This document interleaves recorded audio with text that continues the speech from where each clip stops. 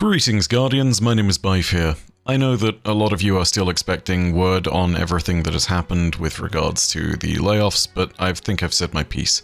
I don't want to go ahead and bog us down too much. There may be one more video as a more general piece of commentary, something about live services versus other kinds of games, but that's all a discussion for another day. I don't want to bog us down in that kind of topic right now. For the moment, I just want to get back to doing lore things. The only other note on this I will give is that expect me to pivot to other kinds of content in addition to lore as well, and I am moving at some point soon, which means I'm finally going to get back to a place that has decent enough internet that I might actually stream. If that's the case, let me know if you're interested. I might open up the Twitch channel again. Who knows, I might open it just on YouTube, but I'm not sure. We'll see. We'll see what happens. Either way, today we have a video on Destiny's Lore as usual. And before the season gets rounded out, I wanted to talk about the 8th Book of Sorrow, especially as we have all of the entries available to us now, and unlike the first 5 books, which are predominantly the ancient history of the Hive from Oryx's perspective, the 8th book is a shared dialogue between the remaining 3 Hive gods that we saw in action this season. Savathun, the Hive God of Cunning, Xivu-Arath, the Hive God of War, and Eris Morn, the Hive God of Vengeance. When covering this lore, I actually wanted to break it down a little bit differently. There's an argument to do it chronologically, but the 8th Book of Sorrow doesn't necessarily tell a chronological tale. The 8th Book of Sorrow is a series of observations by the 3 Hive gods, and so today I wanted to cover them from the perspective of those Hive gods, doing a little 3-parter. So in today's video, we're going to cover Savathun's perspective. We'll do Xivu-Arath and Eris Morn afterwards in later videos. So, Savathun actually has the fewest entries throughout this 8th Book of Sorrow, but I think it'd be fair to say that they provide some of the more fascinating insights. If Xivu-Arath is a knife, Savathun is a loom. Where Xivu's truths cut in one direction, Savathun can spin any number of tales and can add perspective and lies with each one. Hammers and spindles, as the children of Oryx might have said, where one is very simple, the other is incredibly complex. So let's break down those complex entries. There's 3 of them. They are correlated to the Witch, Ascension, and Wish cards. Each of these cards within the Deck of Whispers seemingly relate to different things. The Imago Unfurl entry, which is tied to the Witch card, seemingly relates to the nature of each of the original 3 Hive gods, Oryx, Xivu-Arath, and Savathun herself. The Swords and Lanterns entry, tied to the Ascension card, tells us about how Savathun views her sister Xivu as a childish hypocrite, unwilling to truly abide by the sword logic's harshest edges. The Love entry, which is associated with the Wish card, gives us Savathun's commentary on her plan to make Eris and Xivu face off against each other, and how she's been planning it for Eris all along. Let's start with the first of these entries, Imago Unfurl. It reads as follows. Verse 8-2, The Witch. We were the last surviving siblings. That's what this has always been about for Xivu-Arath. She wanted us all to survive. She would throw everything she could at us so we could learn to survive. Didn't quite work, did it? My brother's greatest acts of navigation were his metamorphoses. That was his tactic. He would change everything about himself so that he could survive the universe. Meanwhile, my sister cuts the universe apart, makes it as sharp as she, until all that's left is her and her love. I am a little bit of both. No need to choose. I don't have my brother's fear or my sister's vanity. Even in his infinite adaptability, Oryx could not withstand the Guardians. So Xivu-Arath wants to prove she can by being as rigid and unyielding as she always has been. No need to fix what isn't broken. Overwhelming force, tactics, and intimidation. We are who we are, and we chose our morphs carefully. I wanted life. Xivu wanted vengeance and dominion. Oryx wanted to venture out, deep in thought, and feed on the delicacies of truth. Well, he got what he wanted. Now Oryx knows death more intimately than any of us. No bringing him back. Poor Xivu's distraught. With all that war and ruin to hide behind, she thinks she doesn't show it. Deep down, she believes Oryx must have survived through their logic. She believes he'll be conjured back, just like he conjured us. That was a long time ago. We've moved past that.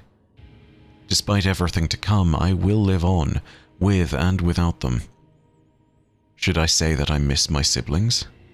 That I miss the times when the threats of death and short lifespan were still with us? When we piloted our needle? When we dove and became what we became? No, Xivu is the sentimental one. We are not who we were. Who we were no longer exists. I sound like my brother. I've already covered this lore entry once before, but it's still odd to hear anything close to sentimentality coming from Savathun. She's shown it before in the story, but only once, before the Traveler, when she first properly died, and then became a light-bearer. Either way, her observations of her sibling bear some relevance to the future. She points out correctly the flaw in Xivu's and Oryx's approach to the universe, but it's not to say that she isn't self-aggrandizing here. Some of that is most definitely needed to put Xivu and Oryx down. It's fair to say that her strategy of survival was reasonable for the longest time, and that she did indeed choose her form carefully, but this passage speaks nothing of her weaknesses. Perhaps this is the greatest hubris of the Hive God of Deception, the belief of her own superiority. She says that she's not as vain as Xivu, and perhaps that's correct, but perhaps a million years of outsmarting her kin made her blind to us and the Witness's true menace. After all, she only just learned that the Witness lied to her before we killed her, a miscalculation on her part for both failures. It makes me wonder when and how these entries were formed. The exact origin of the Deck of Whispers, which is the basis of the Eighth Book of Sorrows, isn't exactly well stated within this season. However, someone can correct me in the comments if there is something that references it. But I think what I do feel comfortable relaying to everyone is that the Deck of Whispers was formed within Savathun's own throne world, so it's not impossible to imagine that Savathun might have a degree of influence over it, even in death. It might have been part of the plan laid down for Eris Morn, specifically so that she would be able to push forward and enact Savathun's plan. If this is the case, then we need to be wary of Savathun dropping some kind of deception into these pages, because if she has formulated this with a plan in mind, it might well be the case that she has been deliberately lying to us for some other ulterior motive. Who knows? There's another thing that makes the nature of this entry intriguing, and that's the idea that we don't exactly know when this entry was formulated. All we know is that it was clearly after the time of Oryx's death. Perhaps this is a prelude to her time as a Lightbearer. Perhaps it's evergreen commentary from the time after her resurrection. Savathun must have been adept at recovering her memories if that's the case. It is hard to discern the exact time when this was created. But what isn't hard to discern are the further opinions that Savathun holds of her sister Xivu. In fact, we get the notes of them thanks to the Swords and Lantern lore entry, tied to the Ascension card. That entry reads as follows. Verse 8:8. Ascension. My sorry, sad, inculcated sister. She thinks she's as honest as a knife's edge just because she never speaks a lie aloud. But she's prone to contradiction, at least since our beloved brother fell. She could never quite understand it. Someone as mighty as Oryx brought down by liars, his bloodline destroyed, his corpse left to desiccate in Saturn's orbit. Xivu Arath actually believed that dreadnought of his was unassailable. But Oryx knew that he had limits. More than once, he took the power of our deaths to defeat something stronger than himself. She's just bitter she wasn't there to die for him again. She says she's the god of death, but I've seen her throne. It's a mausoleum for life, with all the close, cloying comfort of a birthing room, wet and raw, filled with disgusting effluvia. I imagine it reminds her of our gardens so long ago, and all the things that grew there. She really shouldn't be so nostalgic. There was a game we played when we were young. Swords and lanterns. Sathona held the lantern, while Zero held the sword. Sathona would search for her hidden sister, and Zero would avoid the lantern's light. If Zero touched Sathona with her sword, she would win. If Sathona found Zero with her lantern, she would win. Sathona devised the rules of the game, but Zero would let her sister find her. I still give her presents, too, of course. I gave her Torobatl, my gift to my last surviving sibling. She gobbled it up so greedily, she didn't even consider how it proved her precious logic false. What kind of thing is a gift? The Deep doesn't like gifts, neither does the logic. But we're sisters. I thought I'd be nice and share. Xivu was too busy to notice that little contradiction. She never even thanked me. What did she say as soon as she set foot on Torobatl? For as long as you have worshipped war, you have worshipped me. Ayat, Ayat, that was Torobatl. I know a joke in a dead language. Aybat. So, there is actually a great thread over on r/Destiny lore, which was posted by an account known as Crathy, where they went into the etymology of the word Aybat there at the end of the entry. I'll see if I can link the original thread somewhere in the description. I'll see if I can throw that around, but essentially Savathun is quietly comparing the old Latin word Aybat, I think that's the pronunciation of it at very least, to the hive phrase of Ayat. To give you the TLDR version of things, whilst the hive word Ayat is a way of saying that something in itself is necessary and evident, Aybat, on the other hand, is constructed to say that someone is asserting something. Emphasis on the past tense of this. Someone asserted something. Crathy's assertion is that Savathun is joking about Xivu's obsession with the sword logic, or her own disillusionment with it. It's entirely possible that this also refers to the fact that Xivu's really not done as great a job at following the tenets of the sword logic as she might believe. Savathun's discussion of her gift to her sister and how greedily she gobbled up Torobatl is proof enough of this. It's perhaps a way of Savathun saying she thinks she has always been following the sword logic perfectly. She says she is, but she hasn't. She isn't. Hence why Ayat is a persistent statement of something that is self-evident and true, whereas Aybat is just the idea that somebody asserted that something was a thing. Xivu isn't actually carrying out the sword logic's truth, she's just asserting that she is because the truth would be uncomfortable to her. At least that's the way that I've inferred a bunch of the stuff that has been said in Crathy's thread, and if that's incorrect, please do let me know down in the comments section. I'm sure there's a little bit of nuance there that I might be missing. Regardless, check out that thread, it's a really interesting read.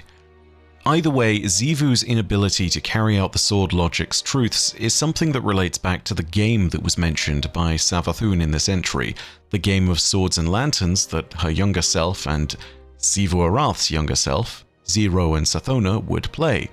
Zero would always let her sister win, because her love of her family prevented her from taking victory at any cost. Savathun is suggesting that even now the Hive God of War's understanding of the sword logic has always been clouded by her love, even that love which, to the Hive, is war. It's the reason that she allowed Oryx to kill her. It's the reason she accepted the gift of Torobatl. It's the reason she allowed Sathona to win the game of swords and lanterns. Love may be war to the Hive, but even within the bounds of love, to be gifted something that strengthens you by your siblings is still to deny the strength of the sword, because it wasn't taken, it was given. We see more of this in the final lore entry for today, the love entry, which is associated with the wish card. It reads as follows. Verse 8:12. The wish. Eris will comport herself beautifully. I wish I could behold her morph. I can see it in my mind's eye. Her chitin will engulf her, her eyes will be uncovered. She will laugh, and what a delightful sound that will be after everything. Genuine, full of my guile and my sister's zest for life. I may still see her morph. There's still time. I'll be so proud of her. It will seem like fate, something that couldn't have happened any other way. But Eris is smart enough to recognize my touch. She will realize it was me, and understand that this was what I made for her. She'll see all the intricacies of the path I have laid before her from the moment my nephew raised his sword. Not too long ago, that understanding would have starved me. Now, it's just icing on the cake. I hope she's not too upset. Ah well, I'm sure she'll get over it. There were contingencies, of course. It's foolish to put all your eggs in one basket. One must lay snares and set events in motion that may never quite snap into place. But this was easy, perfectly aligned. Xivu Arath will make it clear why it had to be this way. She will do exactly what I know she will do, because it is all she is ever able to do. Anything else would kill her, because in the end, my sister just wants someone to love, fully and completely, and she's given up on me. So I will give her Eris Morn.